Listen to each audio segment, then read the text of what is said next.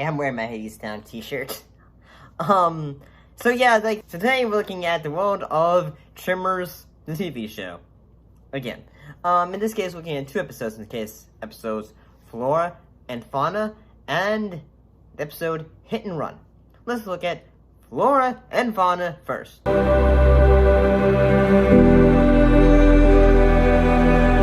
what happened in this episode? Well, in this episode, basically what is revealed is that a plant, in this episode has basically been causing a lot of issues, and that when basically people go like, you're too close, it spits acid at them, and yeah, and all that.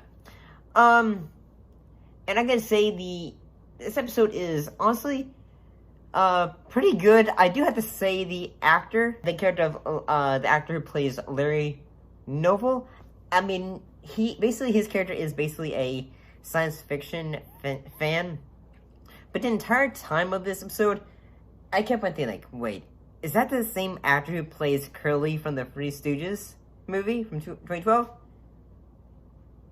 But it's not. I just thought it was, because it looked like it. Sorry, Mo, it was an honest mistake, honest. Oh, that's okay, kid. Mistakes can happen in the best of families. This sledgehammer's probably just a tad off kilter. Yeah, it did feel a little funny. Yeah, let me have a look. Yeah, I know what you... Oh, my neck! How do you feel now? All right. Like, younger version of him.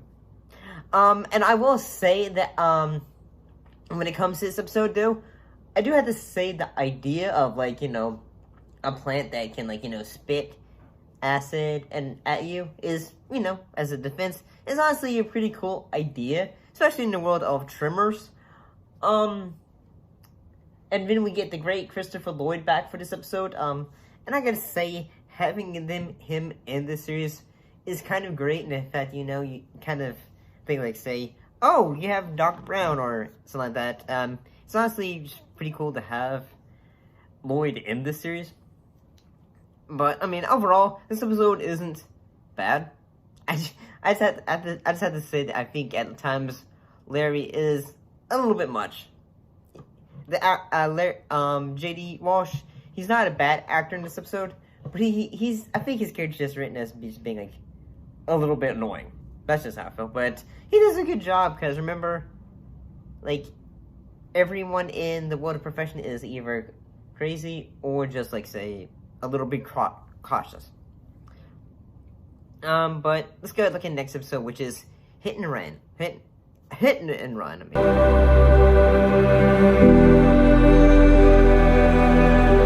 And what actually happened in this episode? Well, in this episode, two thugs from Las Vegas come to perfection, searching for the key that was around the neck of a man that got eaten by Blanco. And I gotta say, basically, like, one thing that makes this episode kind of awesome is the fact that we have the great actor, I mean, this is just how I feel, Michael Rooker. If you don't know, if that name doesn't sound familiar, yes, Yondu from the Guardians of the Galaxy films. He may have been your father, boy, but he wasn't your daddy. I'm sorry I didn't do none of it right. I'm damn lucky you're my boy. Trying to think, well, if you've also seen Slither, you know. What the fuck? God! Dog it! I do have to say that, honestly, he does a pretty good job, in the fact, you know, he plays, like, kind of like a drug-dealing mafia boss. He does a great job at it, honestly. And, I do have to say, when, the character of, who was it,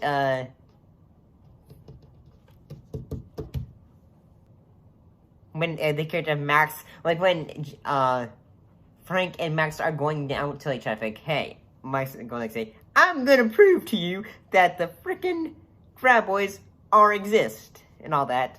And then eventually, Blanco does show up, and he's like, Frankie, stay on the rocks, alright?